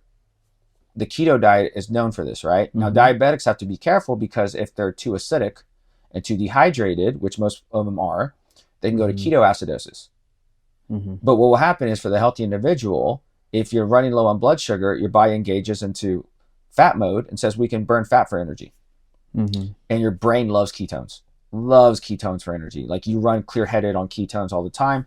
And they just had a report the other day that ketones might be the key for anti-aging, especially when it comes to brain health. Yeah, I do hyperbarics over at Design Health, and I'll go do ketone IQ. There you go. Before I go in the hyperbaric chamber, and it's a great brain stack. You've probably measured your ketone levels, haven't you? All the time. Of course. I'm trying to think of the unit I have. It's I have one of the newer fangled breath analyzers that does breath ketones. Yep. And again, it's great, no finger prick. Yep. Yeah, but I can really rock those. Even it takes me about a day and a half. But if I do the ketone IQ, you can get there. Exogenous ketones, yep. I can really jack it up. But I notice a clear mental emotional benefit. I've tended to over time adopted like a keto flex diet where I'll try to do 4 to 5 days in ketosis and then do 2 days of a carb refeed, and that seems to do really well for me, for my body. Yep. And what's interesting is I do a fasting now every day. My first meal of the day is usually like 6 p.m. All right. And I've trained my body to do that. But I've also done lots of long fasts and like 6-day water fasts. I'll throw a 3-day fast in. Usually that's about the long I'll go now. But I'll do easily like a 24-hour fast if I really feel I need to just reset. And the fast is not intentional to lose weight. All right. It's to basically help reset my insulin. Because going back to the ketones, you take exogenous ketones because we want to be in ketosis, right? That's what it looks like, right? You say, well, if I fast, I can get there too, right? That's another tool, another option to activate this part of the body that then you can utilize for your benefit, right? Because when you're in ketosis, you get a lot of stuff done. You have good clear-headed energy, right? Your metabolism's reset, and then you get to activate something called autophagy, right? And autophagy is great because we've found that your cells, especially your mitochondria, the deep inside part of your cells, the nucleus almost, right? Well, it's not the nucleus, but it's like the centerpiece of like your DNA production and your energy production. Well, your mitochondria can be dysfunctional as you age, especially with damage to the cells. And mitochondrial dysfunction can be rejuvenated using autophagy, which is your body's ability to clean itself out and regenerate the cells on its own. The only way it can do that is in a state of ketosis. It can't do that if you're hyperglycemic, right? If you're insulin resistant, there's no way that you can promote autophagy. So what they've looked at recently, and even National Geographic came out and said this, you can promote your lifespan by promoting a caloric restrictive diet. Yes. Right. Yeah. And the reason why a caloric restrictive diet, and I'm saying like a 5-day fast, like, can basically promote autophagy that then activates mitochondrial rejuvenation, which resets your insulin in a way to where you activate things like AMPK, the NOS system, like the EONOS system, right?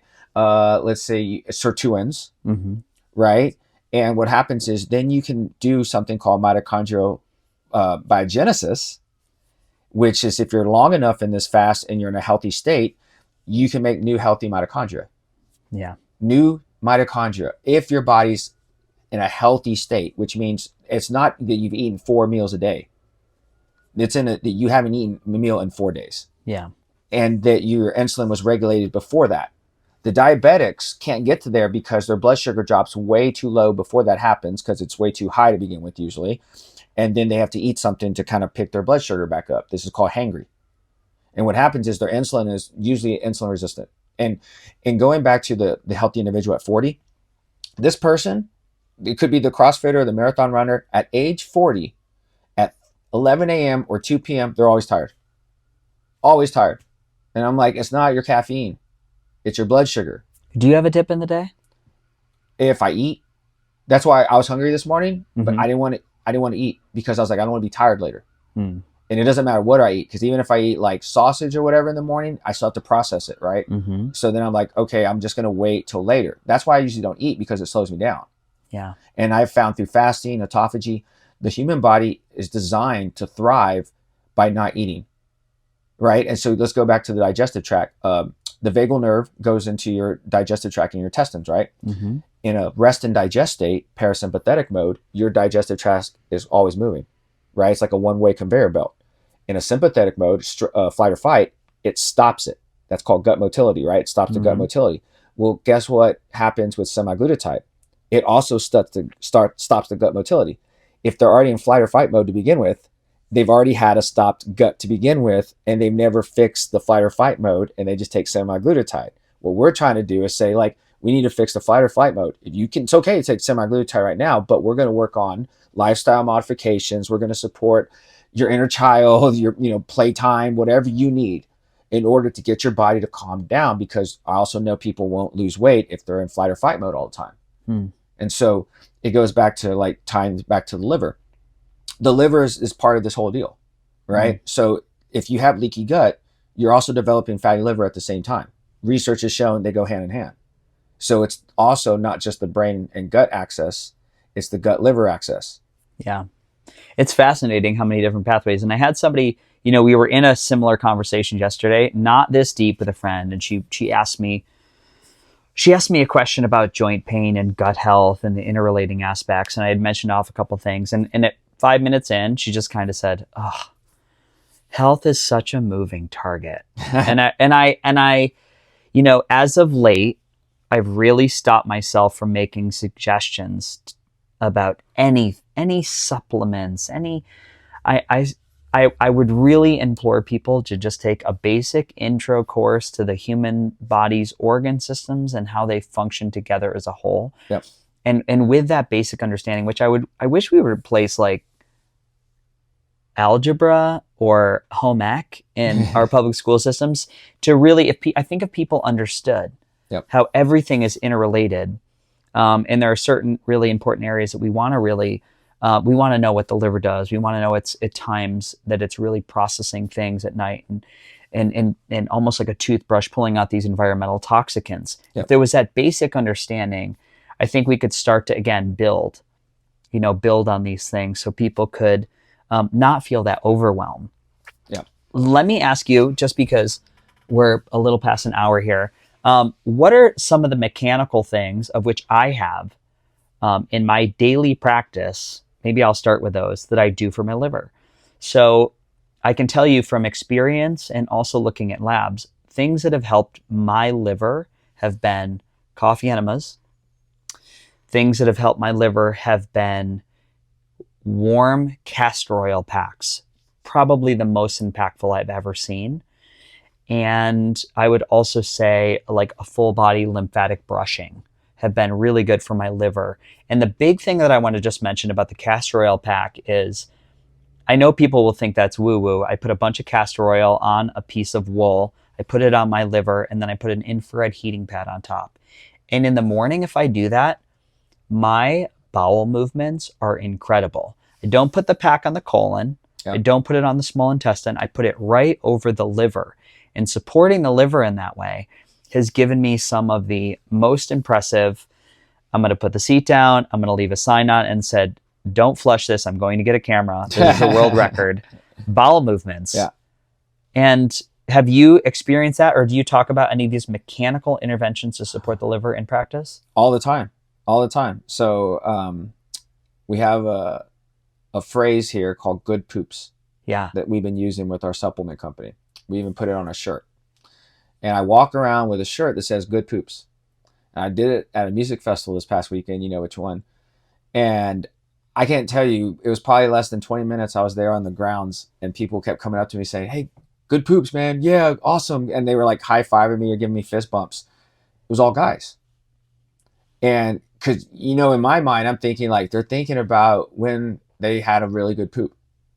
And they think about it and they say, yeah, I'm proud of that, right? Like you said, and you laugh and everyone's like, yeah, I know, like I like having those. Like deep down, everyone likes having a good poop. And it's a sign of health.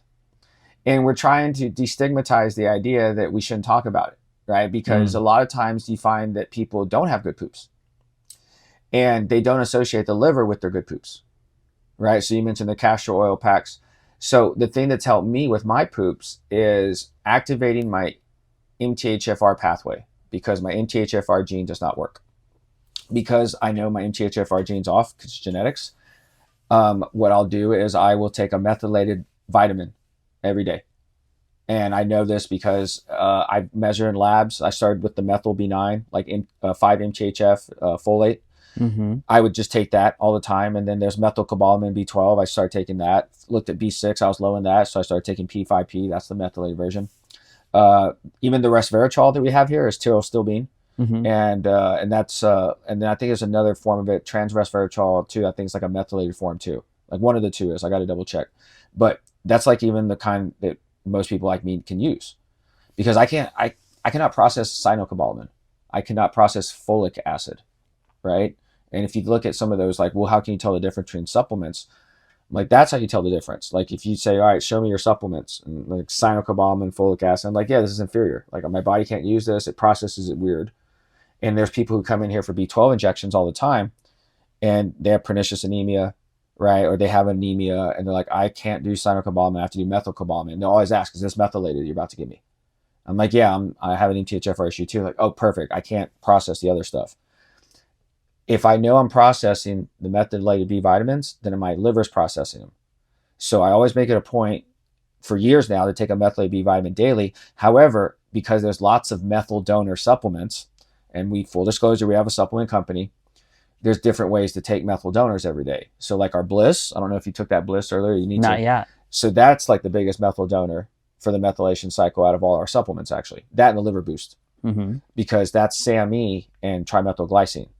So trimethylglycine is like betaine, right? So just from supplement standpoint, betaine, our body needs betaine in order to activate the methylation cycle, right? To make glutathione production, to help make neurotransmitter production. So another thing that's had an incredible effect on my poops has been taking berberine. Oh yeah. Yeah. And it's really interesting. I remember the first time I was like, it had cycled in and out for some reason. You know, I had justified some interweb article that they needed berberine.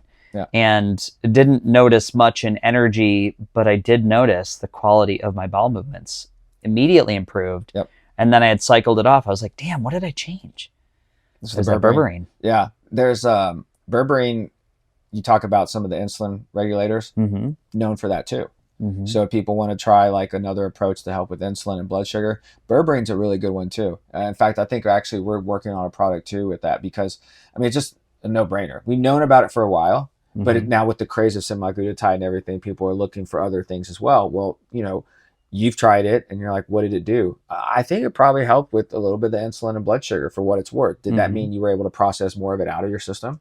Right? Like, let's think about it. Because if you're regulating your insulin, if you go back and look at your labs, I would say go look at your fasting insulin. Mm-hmm. For people keeping track at home, you should probably be around 8 to 10. Like just standard. If you want to optimize, you could be around 5. Okay, now that's lower. Mm-hmm. Right? Now, some people can do that. Some people genetically can't. If you're around 5, then I have to say you're more likely to go into autophagy when you go into ketosis or do your Mm-hmm. fast, or when you take things that help support insulin promotion sensitivity into autophagy.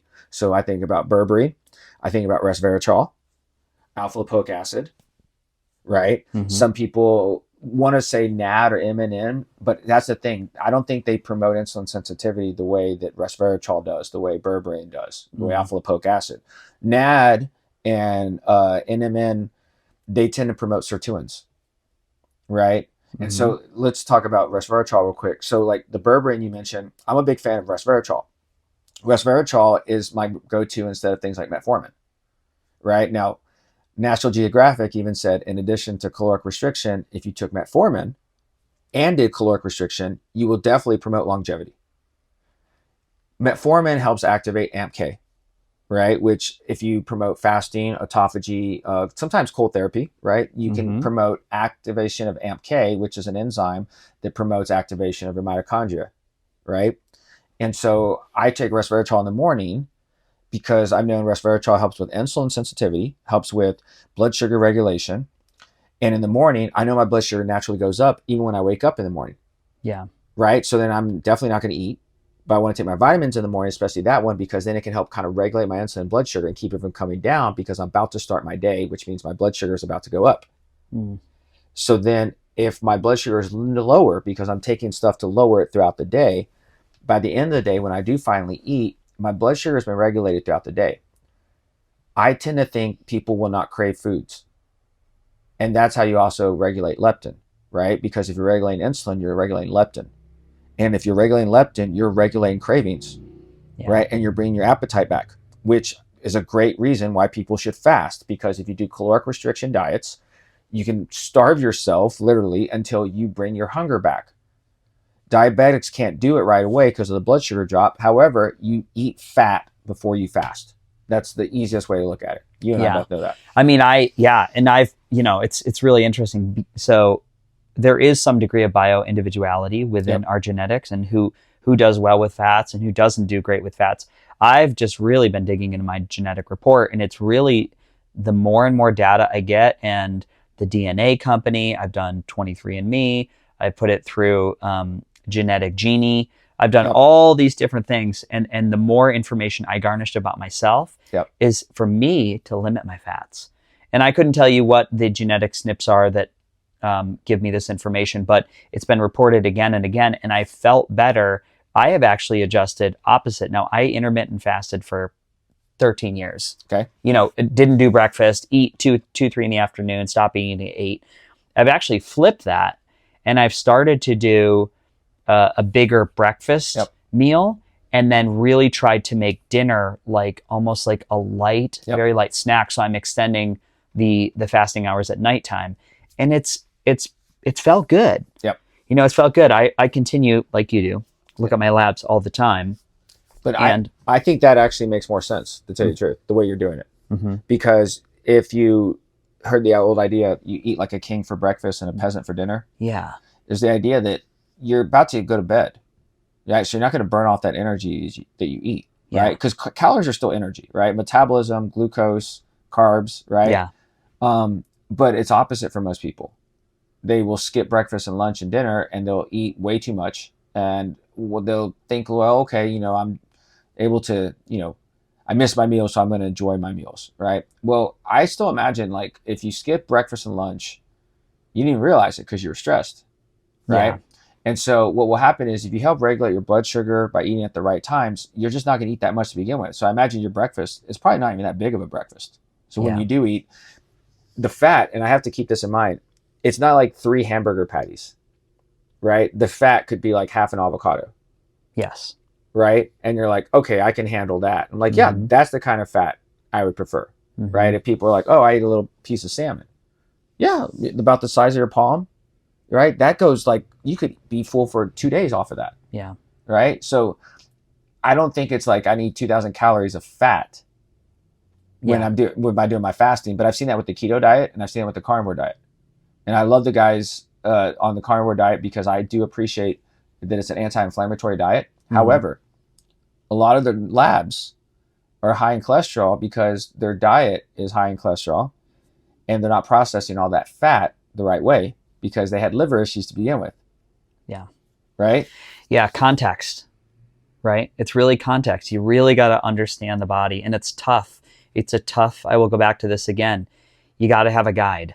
You got to have a guide who knows more than you do. Yep. And it ain't the internet, because a lot of the people out there that are prophesizing these dietary platforms, I see these people at live events, and every time, I'm not saying everybody, but I will tell you, people look yellow.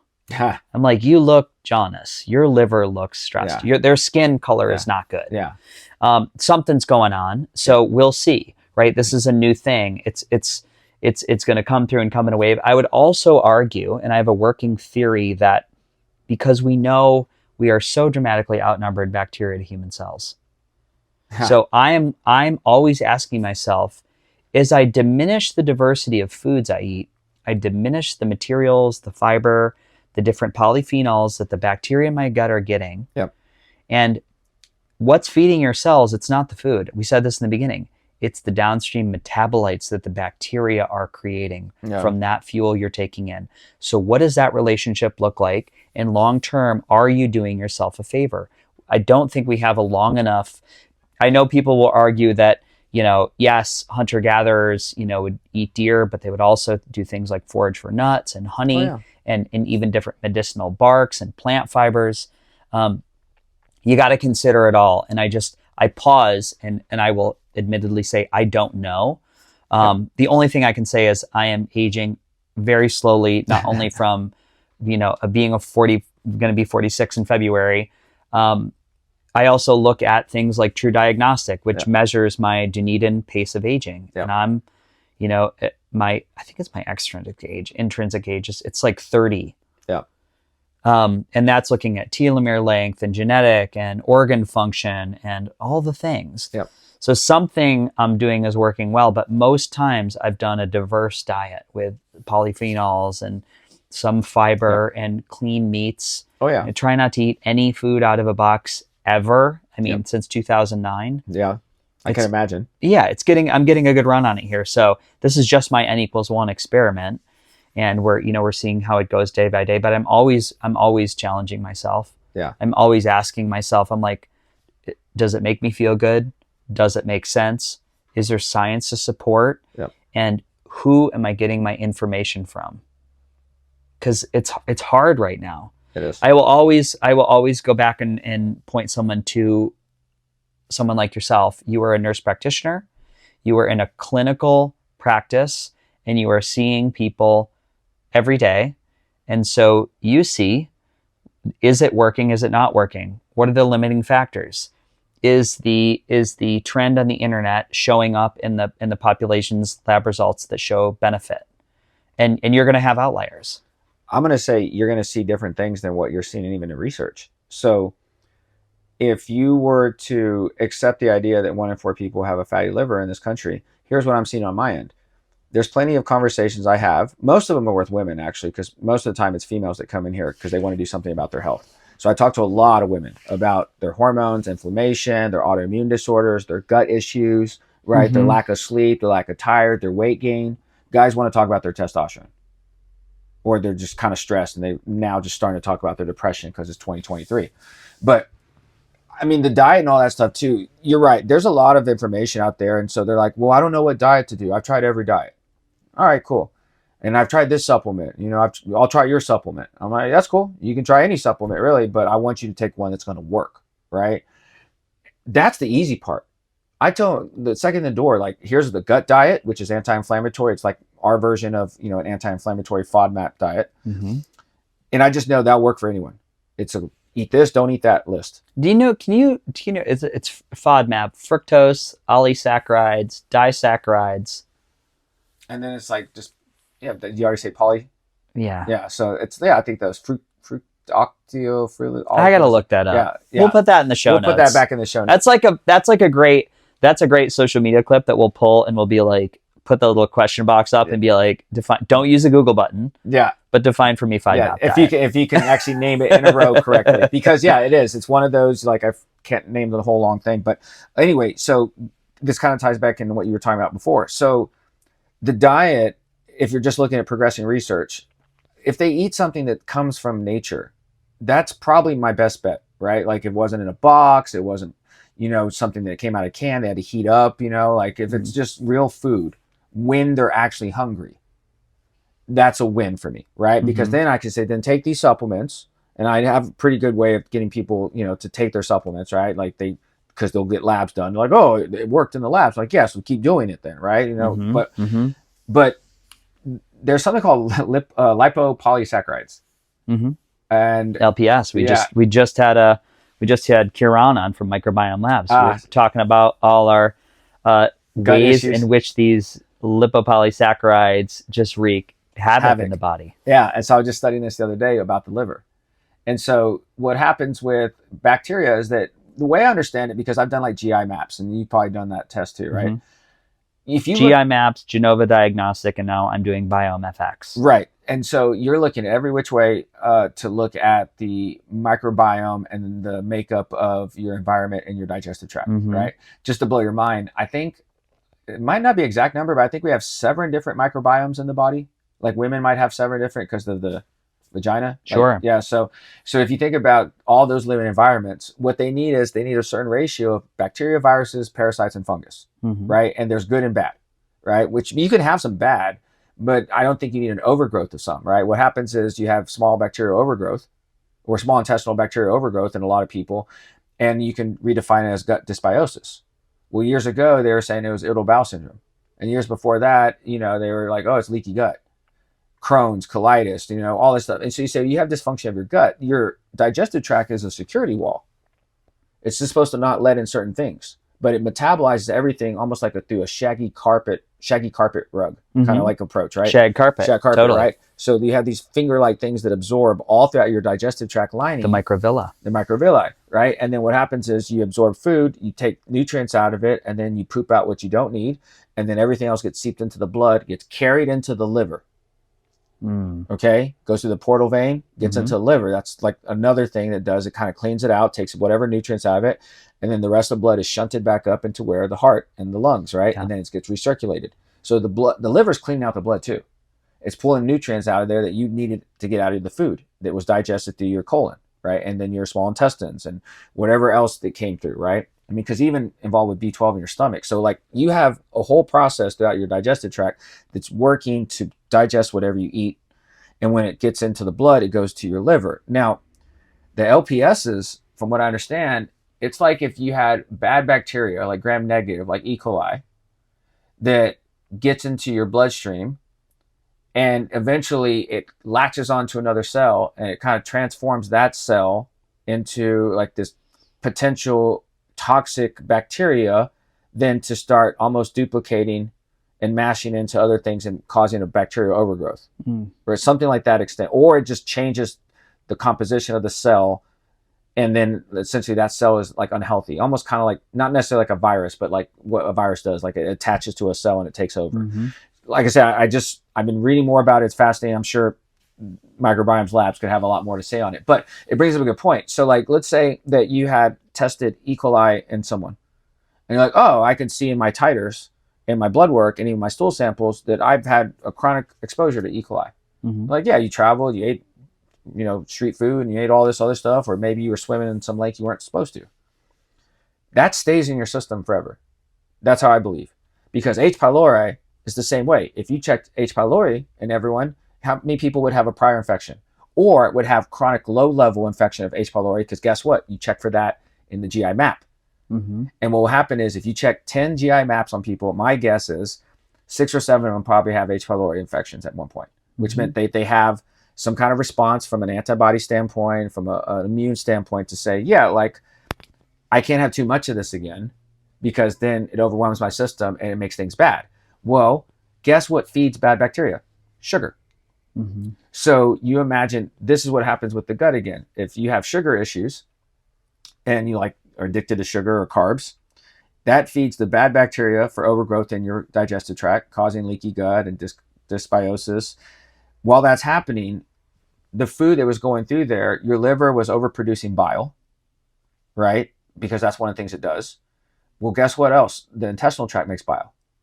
That's called secondary bile. Liver's primary bile. Mm-hmm. So if the liver's making too much because you're eating too much processed foods, you have to store most of that in the gallbladder, or you spill over that into the small intestine tract. And guess what? Then the digestive tract doesn't make its own bile. It has to accept all the liver bile and use that. What happens when your gallbladder is removed? Same thing happens. You're just now accepting all the bile from the liver. You're still overproducing it. And then your digestive tract isn't making the digestive bile it needs, just accepting all the liver bile. Plus all the sugar is still feeding the bad bacteria overgrowth, right? So now you have gut dysbiosis, microbiome that's off, right? And the person wonders why they can't poop, why they're gaining weight, why they have digestive issues, right? That's all happening. But you know what it's doing? It's killing like your NAD production and your cell production.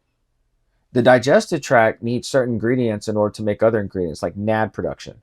Yeah. And you don't mean gonad, you made NAD. NAD, like not gonad, yes. NAD plus. So like NAD, NAD plus, and sugar compete for the same receptors in the digestive tract. And if you have a carb-heavy diet, which every American was told to go carb-heavy for the last 30 years, that means they're all killing their digestive tract, which then eventually causes fatty liver, but they're also suppressing their own production of NAD, plus NADPH, whatever you need in order to function better. So long-winded thing, you say, well, how much digestive issues do people have on top of the fatty liver? Just assume you have a digestive issue. If you've ever had heartburn. Everybody has it's degrees of severity. Just knowing what I know about the water supply and how many things there are that mute your bacteria expression, and environmental toxicants and air quality is a big one. If you're traveling, I could go on and on and on. Oh yeah. But it becomes you have to look at it like a lifestyle. You're all in, or you're going to be managing some really bad disease at some point in your life, which I don't wish that for anybody. I hope people can there's so many great things to enjoy on the planet without having to navigate cancer or IBS or colitis or diabetes or heart disease. And it's becoming that, right? Everybody's a cancer warrior. Everybody's a digestive warrior. I'm the Lyme queen. I'm like, and it's just, I would implore people to go back out and to build your foundation on. We need everybody that comes in this clinic and people that listen to this podcast. You got to go back to to an educational understanding of the body and the way it interrelates, the organ systems, the blood, the immune system. None of it's separate. It's all together. I'm going to plug, I love the Marion Institute's Intro to Biological Medicine, which anybody can take. It's a $200 course. It's 12 hours. That's nothing.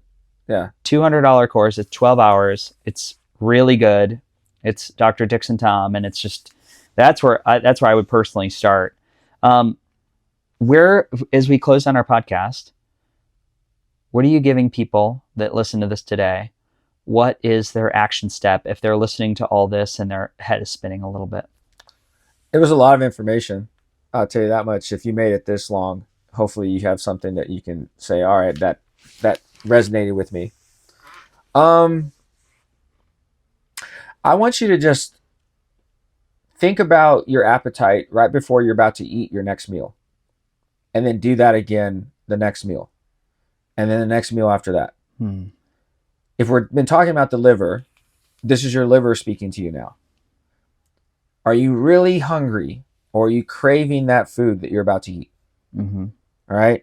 Now, the difference, and the way you're going to know the difference, is that the hunger is coming from your belly. The craving is coming from your head. Okay? Because there's a big difference. Big difference. Now, if you can master this, and this is kind of a little bit of a skill set. This is Mhm. actually skill. But if you can master this, it takes you doing this every single meal. Check in with yourself right before you're about to eat. And what will happen is you will make a different decision Mm. on what you eat and how much you eat after that based off of your awareness. I love that tip. Yeah. That's beautiful. Thank you. It's a very different hunger when it comes from the belly, when your belly just feels empty. And there's so many times when I know that I'm eating out of stress, I was like, oh, I want to blunt the feelings right now with an opiate response from this Of course. big, juicy, grass-fed burger. Yeah. Yeah. but you also realize that when your hunger is there, you can still function. Mm-hmm. Right? Like you're not keeled over, Yep. like laying on the couch saying, I can't get up off the couch. No, never. You're doing stuff. Yeah. You can go 40 days without food. I say that as a dramatic number, but we really can go quite a long time. So the idea that you miss a meal, it is okay. I would say really play with that edge. What's that balance feel like in your nervous system? Yep. However you can do to mitigate those feelings. Now I'm going to give you a magic wand. You can tune in everybody that's on planet Earth to a television screen, and you can give the people of the planet right now one message. What's in your heart that you want to say to planet Earth? There's someone out there that really cares a lot about you. You might not realize it, but there's someone out there that cares a lot about you and hopes that you are healthy. Beautiful. Yeah. And where can we learn more about MSW Lounge? And you've mentioned that you have a supplement company numerous times on the podcast. Where can people go learn and discover and research? Perfect. The clinic now is called Nurse Doza Clinic. So that's easy to remember, right? We just renamed that. So Nurse Doza Clinic, if you want to come to Austin or if you want to talk to me online, we got lots of cool stuff. We can run your labs. The company for the supplement is called MSW Nutrition. And we have really cool supplements. I know you can get your supplements anywhere, but ours are all about the liver and methylation. If you wanted two to check out, my favorite are Liver Boost and the Bliss. However, I drink our Boost every morning. That's my coffee replacement. So if you're looking for a caffeine kick that doesn't make you jittery, that's I think that's what you just had. That's actually what I had. It was brilliant. There you go. So, but other than that, and then last thing, we have a podcast because it's all about education. The School of Doza podcast. Yeah, you mentioned the Merriam Institute earlier. We have a classroom setting as well. If you want to start learning about labs, maybe, fat cells, hormones, insulin resistance, you want to learn weight loss tips and all that, maybe even learn more about the liver. School of Doza podcast, wherever you find your podcasts. Beautiful. Thank you. Well, we'll do it again, and we're going to have a play day soon. And I just really appreciate your dedication to your community here. And a beautiful, beautiful, honestly, guys, if you are in Austin, Texas, set up an appointment. Come do, they make baller infusions, IV drips. There is a beautiful lounge here. They've got lots of biohacking tools from anywhere from vibrating sound beds to ozone to red light therapy. And they really care. So I would implore you to reach out if you're in the Austin area. That's the Beautifully Broken podcast. Thank you for being a guest. Thank you, bud. Big love. Hell yeah.